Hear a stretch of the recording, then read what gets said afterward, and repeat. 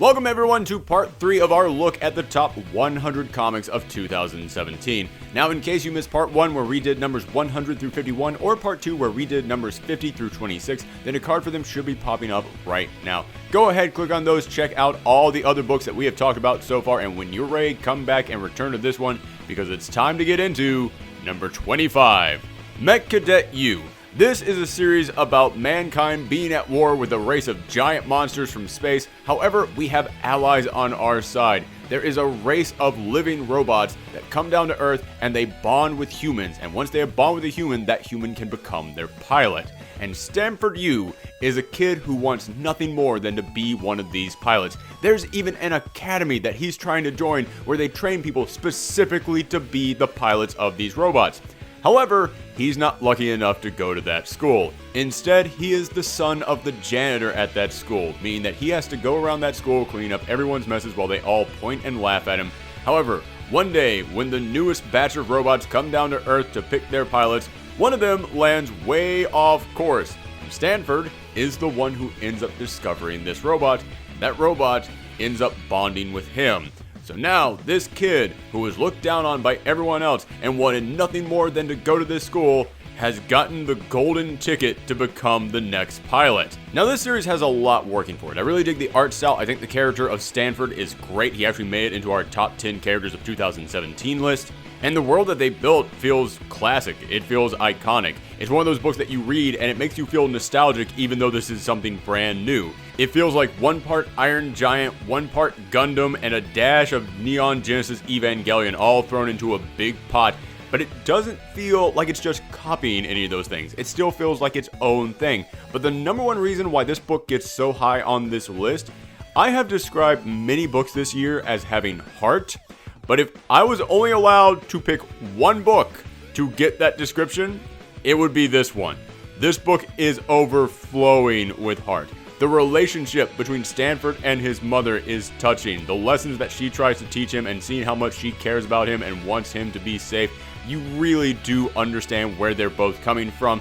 But at the same time, watching all these kids who used to pick on Stanford now kind of realizing, oh, this kid is actually smart. This kid is actually special. There's stuff that he can do that we can't do and stuff that we need him to do. Watching all these kids kind of realize, oh, we kind of want to be friends with him, and not just because he got picked to own a giant robot, but because this kid actually is something special. It does really kind of melt your heart as you read it. There are many books on this list that I have said were great reads for kids. This one is probably the best of any series this year. However, it's not just for kids. You can enjoy this at any age. Number 24, Unbeatable Squirrel Girl.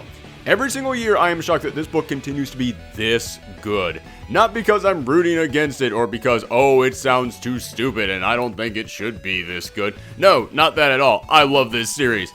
I'm shocked that it's this good every single year because how on earth can you maintain quality this high for this long?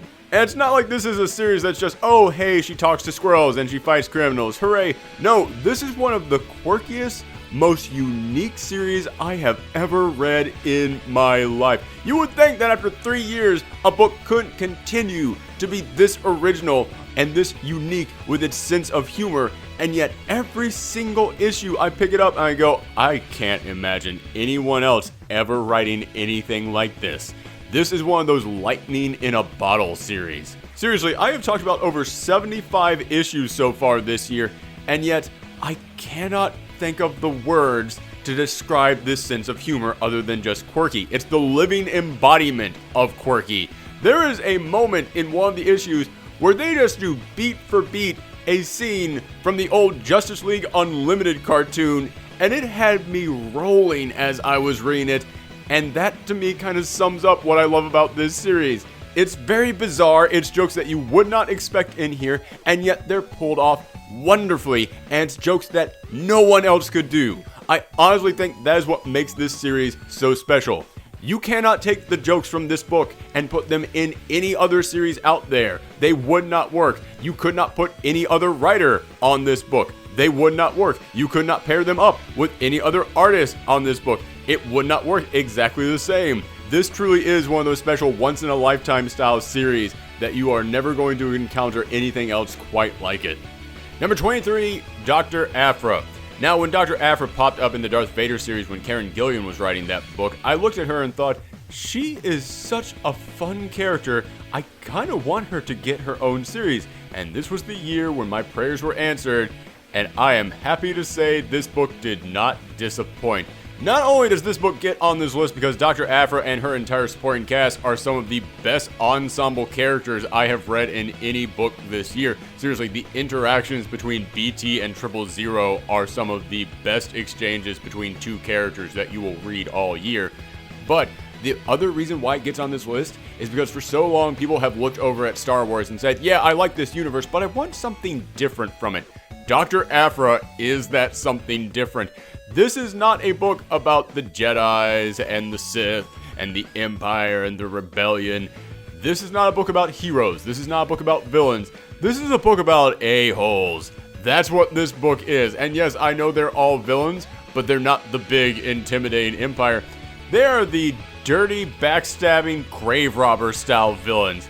This book honestly kind of reminds me of The Superior Foes of Spider-Man, which was a book a couple years ago actually made it to the top of my top 100 books of the year list.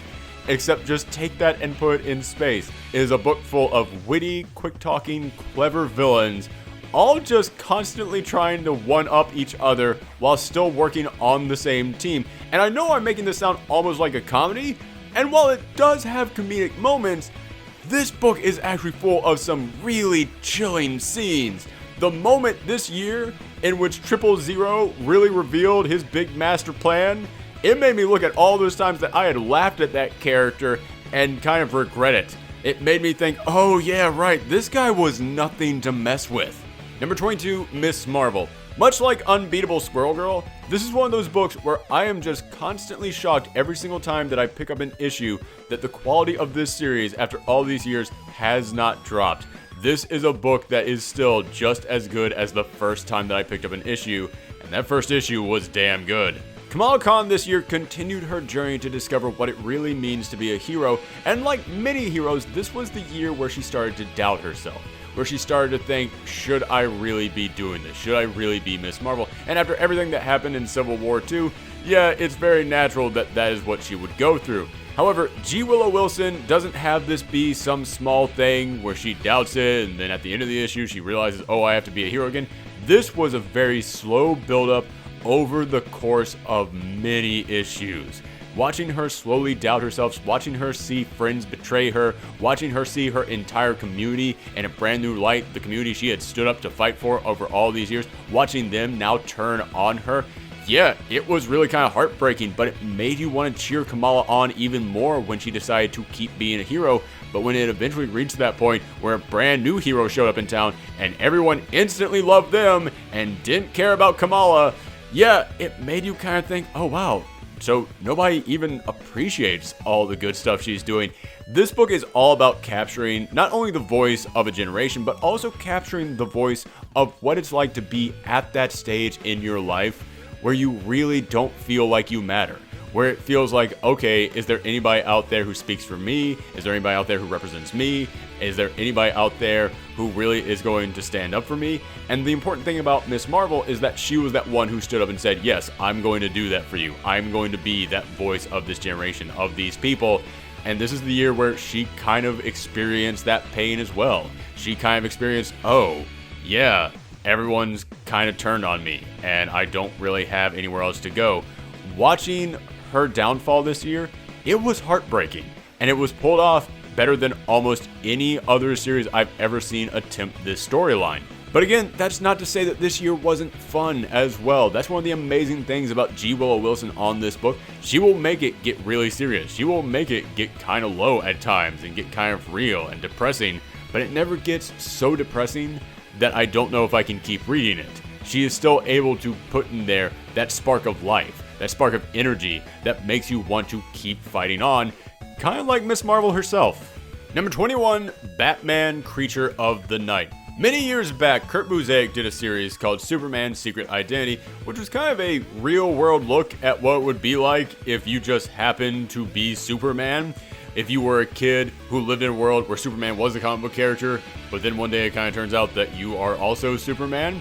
He, after all this time, has returned for the follow-up to that series called Batman Creature of the Night, and is all about this little kid who wants nothing more than to be Batman. He thinks Batman is the greatest hero of all time. He looks up to him. He dreams about being him every single day. Well, one day he kind of gets that chance, except that you have to remember, Batman doesn't exactly have an uplifting, happy origin story. We have to watch as this little kid loses his parents, and he has nowhere else to turn to because this isn't the comic book world where he has a butler just waiting on him. He does have an Uncle Alfred, but yeah, Uncle Alfred can't really take care of him, so he kind of has to be shipped around to different boarding schools until he's old enough to inherit his parents' money and their company. Yeah, it's not exactly the fun training with ninjas adventure that we all know from Batman. This book actually made you kind of look back at the origin of Batman and really just feel heartbroken over it, something that many of us haven't felt in a long time. However, as I said, this is a world where Batman is a comic book character.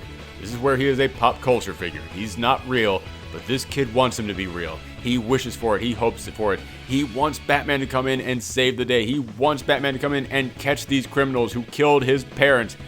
And one day, somehow, he is actually able to summon a Batman. A giant, shadowy creature emerges from his own mind, and it then goes around getting revenge on all these people. It goes around town stopping all these criminals, and throughout the first 2 issues of it that came out this year, we actually see a rather large time skip, and we see him now in college, now getting old enough to actually run the company that his parents left him. And we also start to see that Batman figure has stuck around. It wasn't just something that he created when he was a kid. It's still something that he is using to go out there and try and get revenge on the world. But in issue 2, we start to see, oh, you can't exactly keep that dog on the leash. You can't exactly control it the way you want. And you don't even know that it's doing things without your approval. It takes a rather dramatic turn in the second issue, and it makes me really want to see what happens in issue 3. Again, only 2 issues of this series came out in 2017, but I can only imagine that if a 3rd or 4th one had come out, this book would be way higher on this list. Number 20, Descender. Let me give you guys a little bit of background on how I make these lists. I go through and rearrange this list over and over and over again until I feel comfortable actually putting each book where it belongs. So a lot of these books will drop down, a lot of them will rise up from where they originally start. No book rose more this year than Descender. This book originally started around number 40, and the more I started thinking about this book, the more amazing I realized it was. I always loved Descender. This was really high on my list last year. But as I read it this year, I was like, okay, it's still really darn good. I'm still enjoying it. But after I put this on the list, I went back and decided to reread everything that came out this year. Oh my gosh, when you read all this in one sitting, it goes from good to amazing. 2 years ago, this book started off with a very simple mystery. What are these giant robots that appeared one day and started wiping out colonies? And how are they connected to this tiny boy that has the same energy signature as them? Well, over the course of the past few years, as this book has gone along, Jeff Lemire has continued to introduce brand new characters, brand new elements, brand new races into this storyline. And not only do every single one of them fit like a glove, just slide into place perfectly, that makes you go, oh, okay, yeah, I totally buy that this exists in this world. But every single one of them adds a completely different element to this story that just takes the stakes and raises them higher and higher and higher. There are characters in this book that when they first get introduced, I looked at them like, yeah, you're just gonna be some character in the background. You're not going to be important at all. And then this year, they had me actually getting really emotional over them. This is a book where every single time it introduces something new, it's not going to be forgotten. It's going to become a major part of this storyline. And it's not just the characters that keep building up and keep becoming bigger and better. This is also a book where the twists and turns that the story ends up taking also continue to blow me away. There is one issue that came out this year that had more surprises and more memorable moments in it than most books got in their entire series from last year. If you like crazy science fiction stories and you also like those stories where they will keep adding in their different sides and keep building them all up, and you know they're all going to eventually come to a head and eventually collide, I honestly can't think of a better series out there than Descender. Number 19, The Best We Could Do. Again, a little bit of backstory on how I make these lists. I tend to look in December and January at all the books that everybody else out there called their best books of the year, because I will always find a couple in there that I hadn't heard of at all, and then I will read all those books in one sitting, back to back to back to back over the course of a few weeks. And a lot of books that came out this year were really damn depressing. And eventually there hit a point in which I went, that was it, right? I can't possibly read anything more upsetting than what I've already read. But then I picked up The Best We Could Do, and by about the time that I got to the third page, I just looked at it and went, oh, good. Here we go. Strap yourselves in, because the most depressing books of 2017 are about to go out with a bang. This is the biography of the author who has given birth to their first child, and this birth is not treated as the big miraculous, oh my goodness, a baby, a new part of our family, this is wonderful. It is treated with some of the most realistic attitudes I have ever seen towards childbirth. Seriously, if you are thinking about having a child and you're having doubts, read The Best We Could Do, because it does not treat it like some big fairy tale. It shows you how painful and how scary the birth actually is. And then after that, there is a moment where she is in the room with just the baby. No one else is there. And she looks at it and she now has this realization of, oh God, I'm responsible for this thing now. I've now created a new part of our family. And that's it.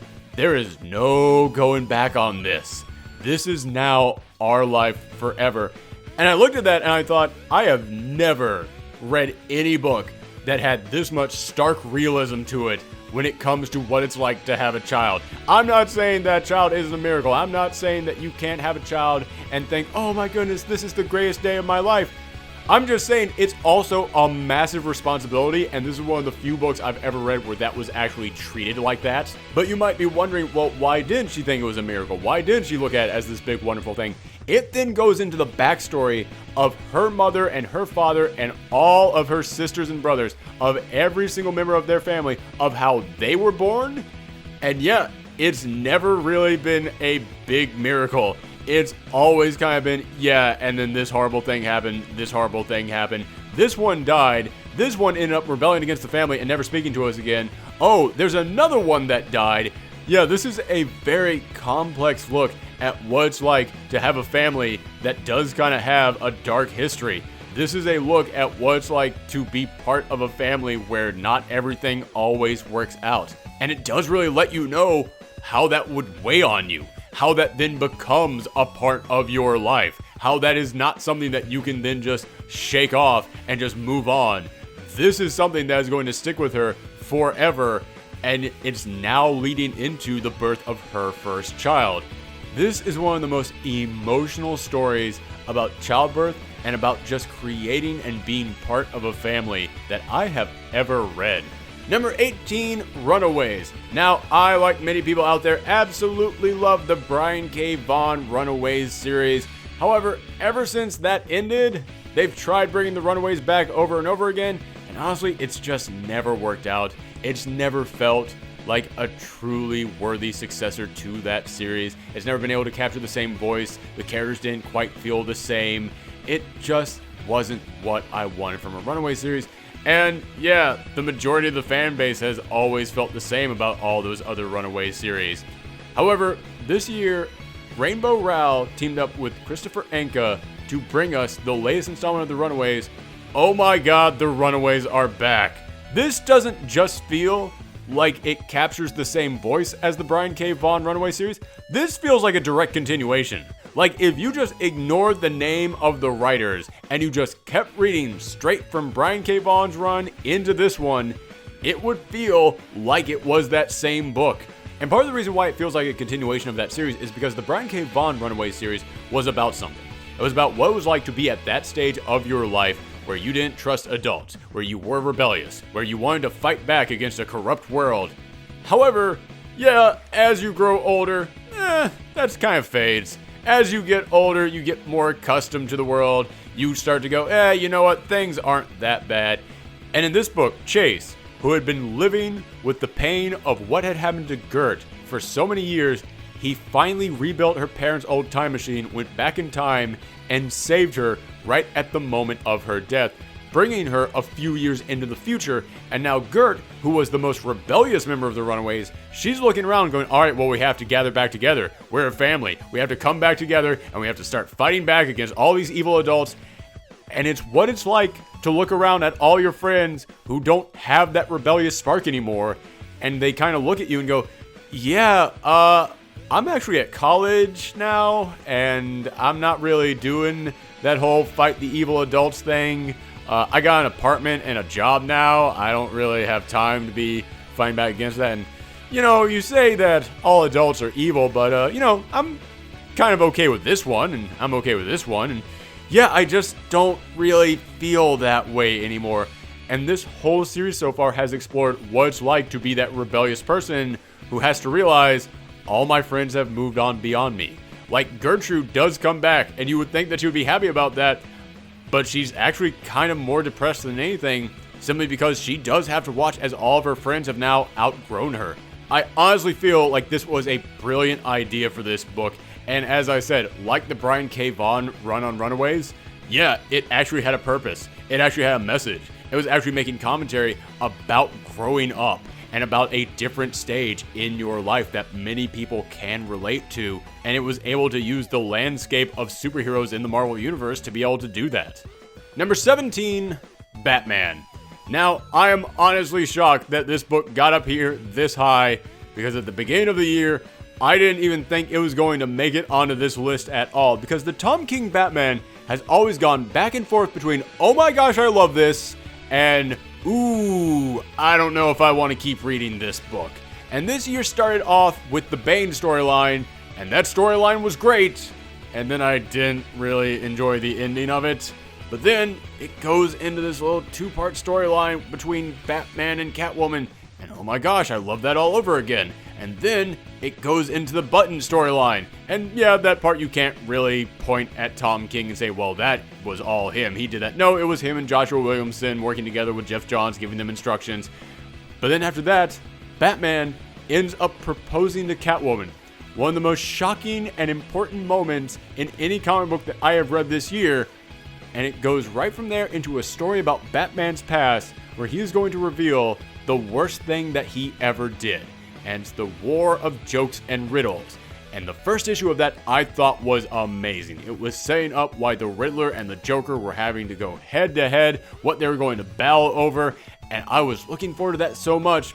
But as I said, pretty much any time that I read something in the Tom King Batman series I love, it's then followed up by something I don't really enjoy.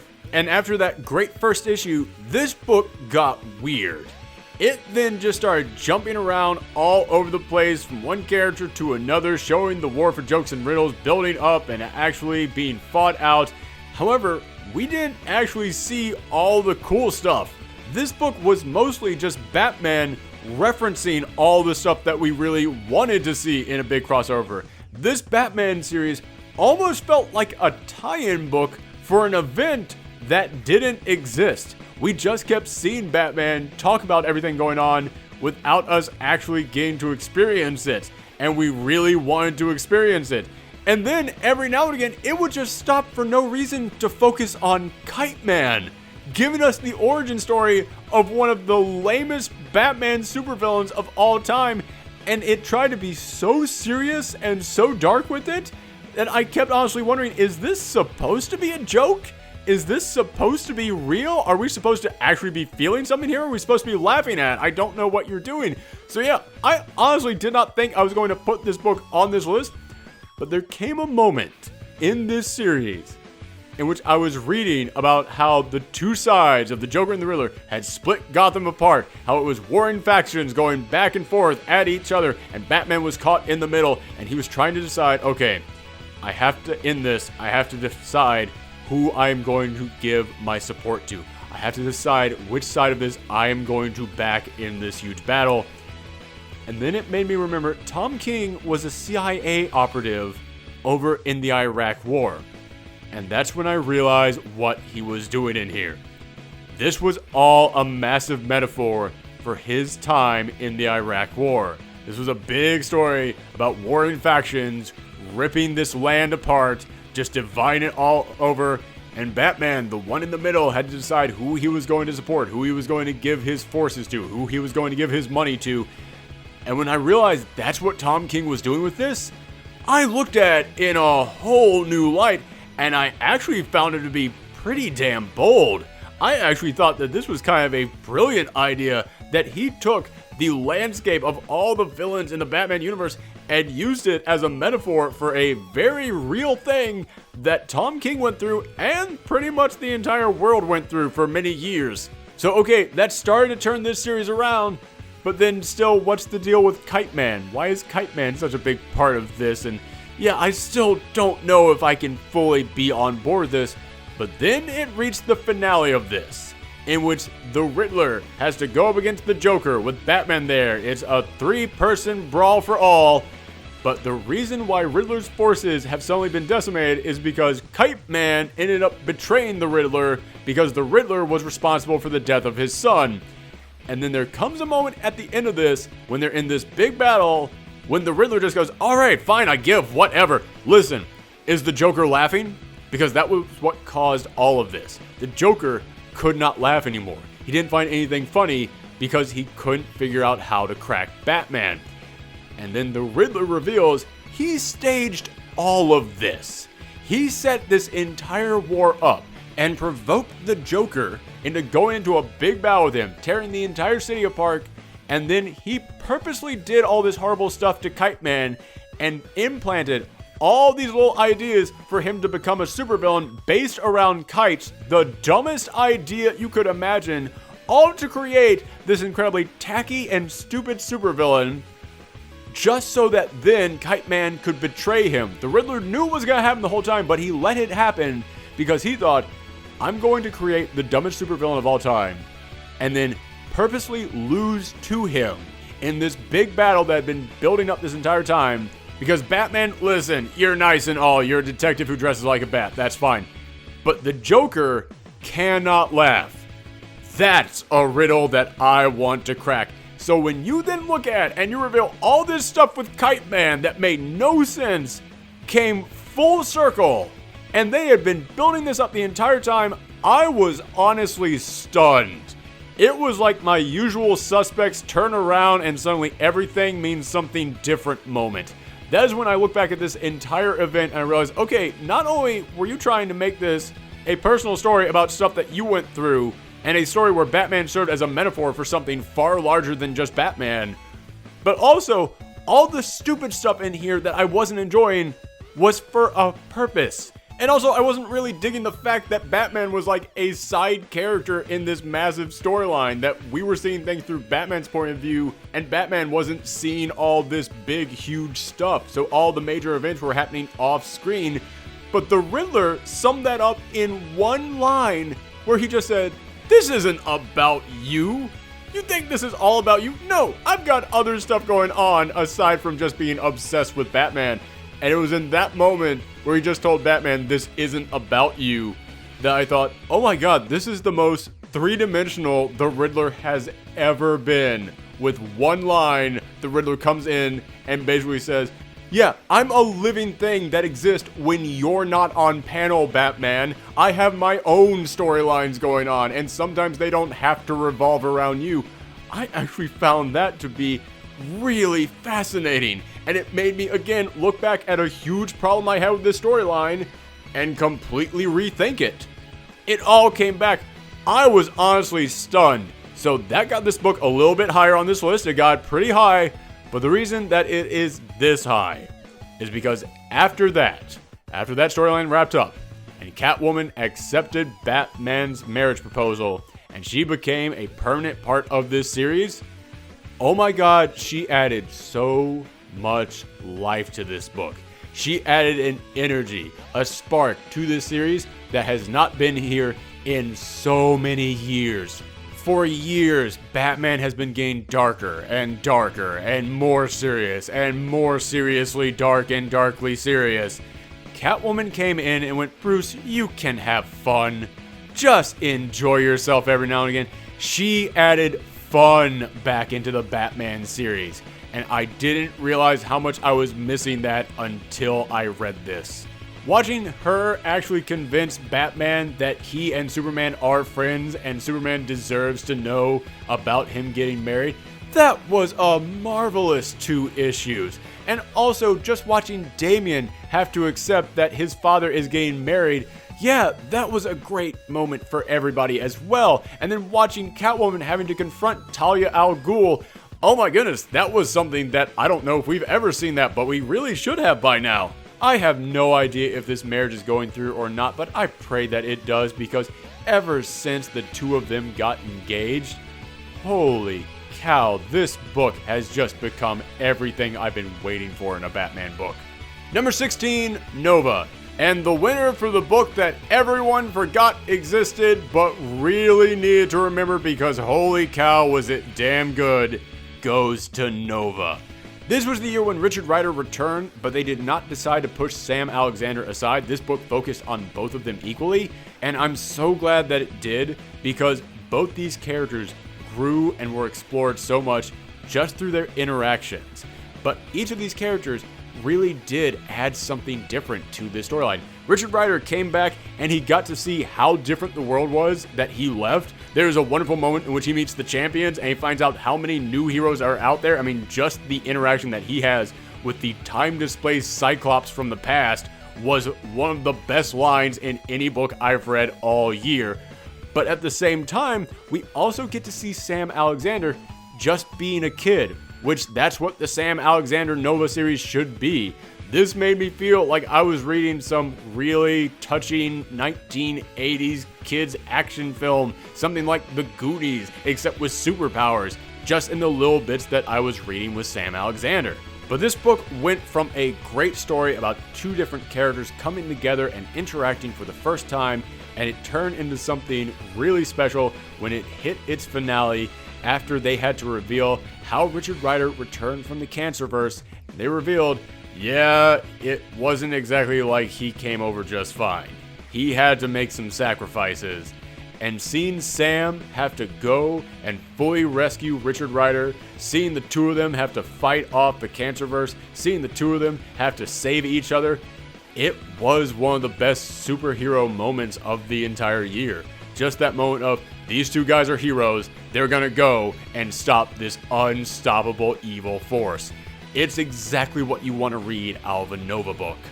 Number 15, Paper Girls. This is a series that gets crazier and crazier with every single issue, but the incredible thing about this series is it never loses you. There is never a moment in this book in which I look at something brand new that they introduce and I go, well, that's too far.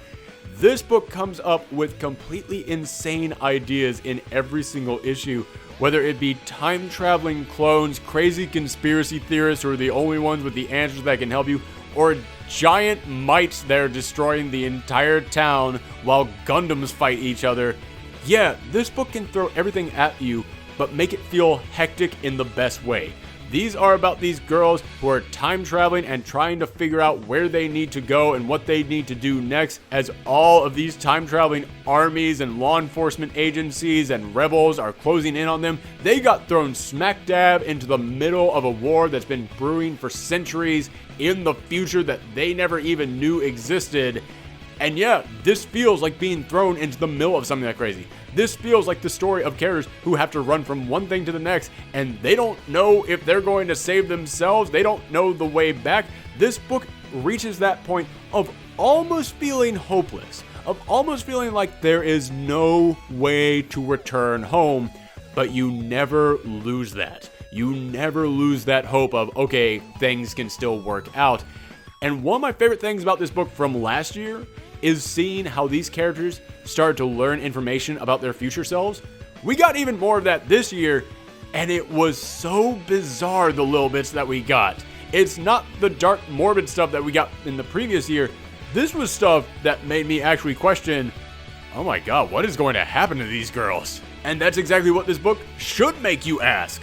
This is a book where every single storyline, they end up jumping to a new time period and going on some new adventure in that era. And every single time, it's something that I couldn't possibly expect. In fact, that's the best word for this book. It's unexpected in the best way. This is a book where you will never ever call what is going to happen. And in this day and age where so many series out there are so predictable you can call everything that's going to happen from start to finish, it is beautiful that there is a series out there that can leave you wondering what the heck is going on just this well. Number 14, Roughneck. I have mentioned that many of the books that I had to read this year were really darn depressing, and Roughneck is way up there. Roughneck is about a disgraced hockey player who got kicked out of the league because of his anger issues, and now he works as a janitor at the school's local ice rink. But one day, his sister ends up returning, who he hasn't spoken to in forever, and she is a drug addict who is on the run from her abusive ex-boyfriend, and she's pregnant with their child.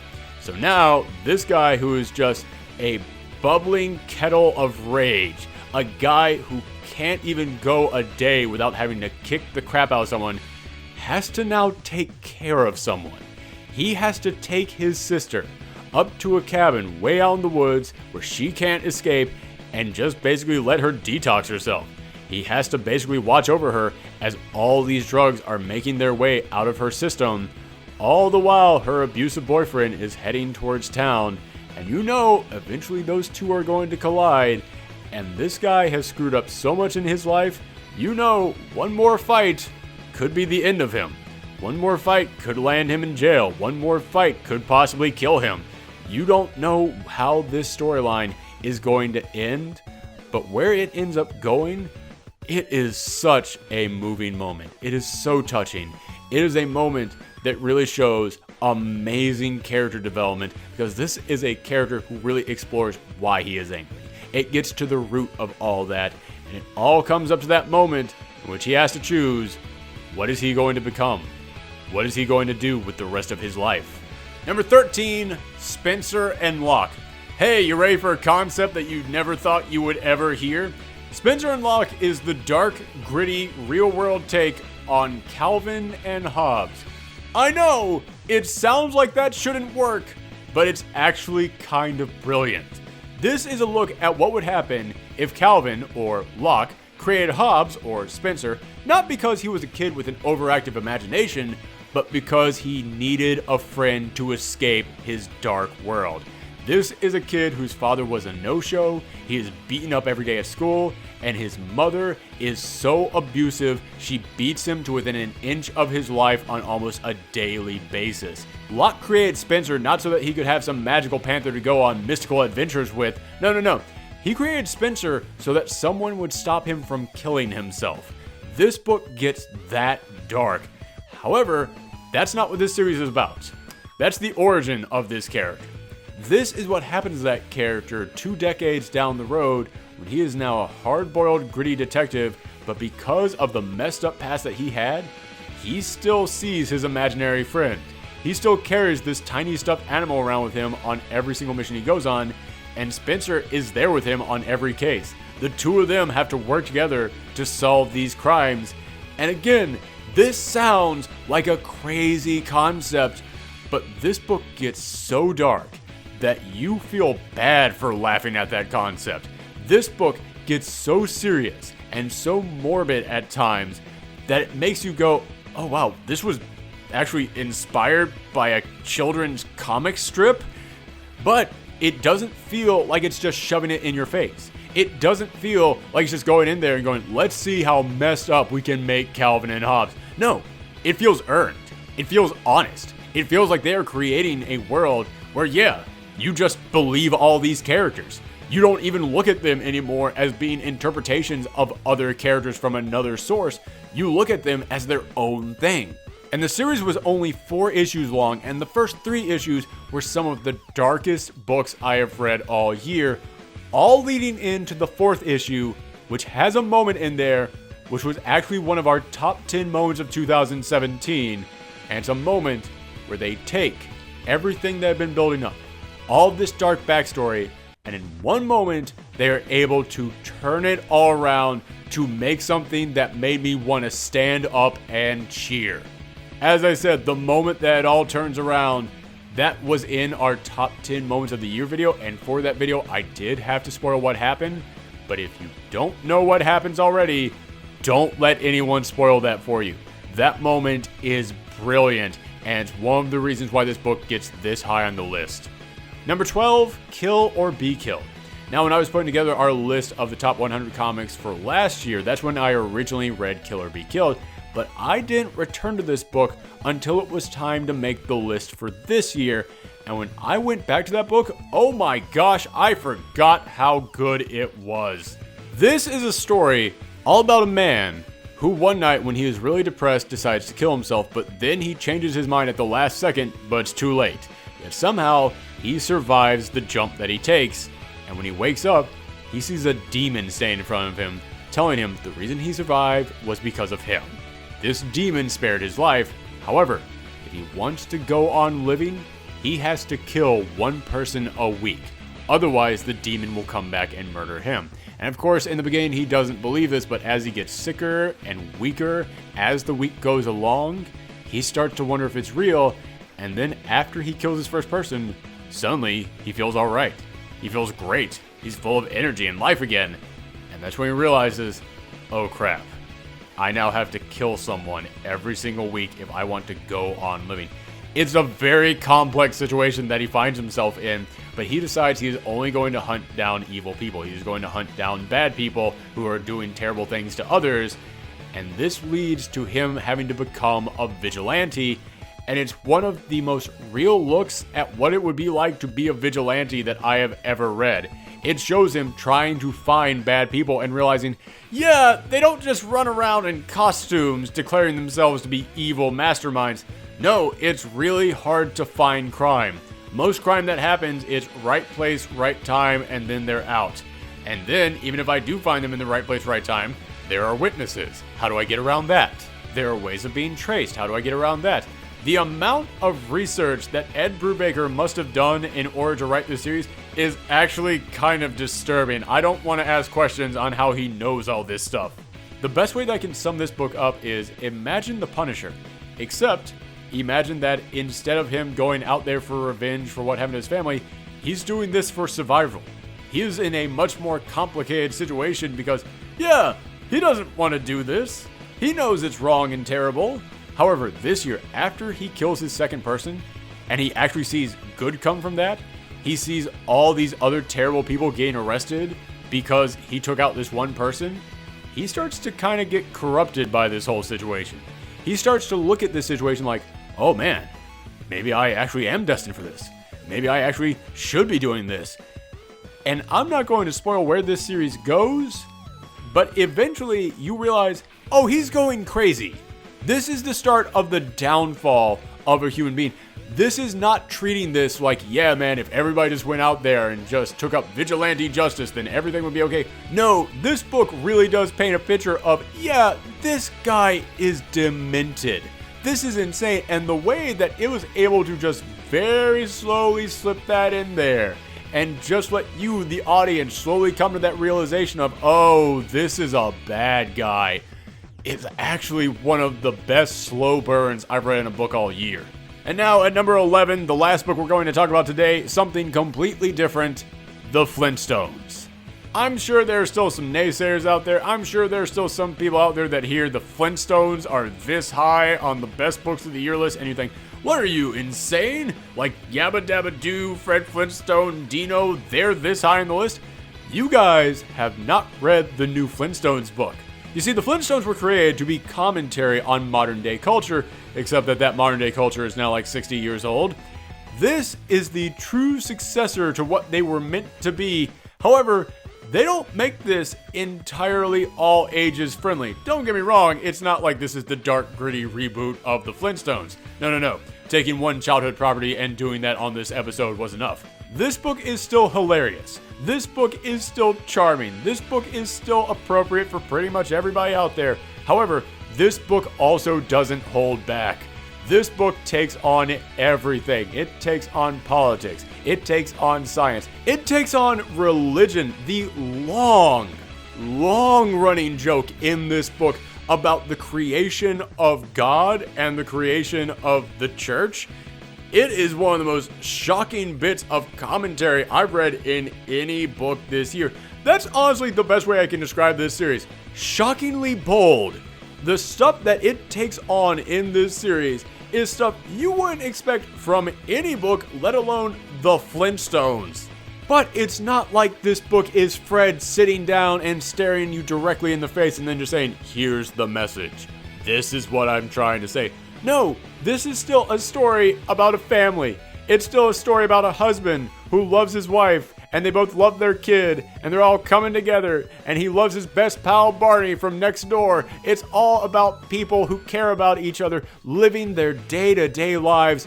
This stuff just comes up in day-to-day lives, and it's not afraid to talk about it. You guys know me. I love books that are about social commentary. I love books that take superheroes or other pop culture figures and are able to use them as metaphors for the things that we go through in our daily lives. The Flintstones do that better than anyone. This book only lasted for 12 issues, and part of me is really sad that we had to see it go. But on the other hand, part of me is really glad that it didn't stick around past 12 issues, because now we just have a solid chunk of 12 issues that is just something brilliant. There are no gaps of quality. There's no issues that I would say, oh yeah, that one wasn't all that good. It's just 12 straight issues of one of the smartest series I have ever read in my life. That's it for number 25 through 11. Make sure that you come back tomorrow for the big finale, the top 10 comics of 2017. And you guys heard how much I was gushing about the books on this list, so you know that top 10 is going to be something special. So if you want to see that, then hit that subscribe button or follow me on Twitter and Twitch at Professor Thorgy. Thanks for tuning in, everyone. Come back next time.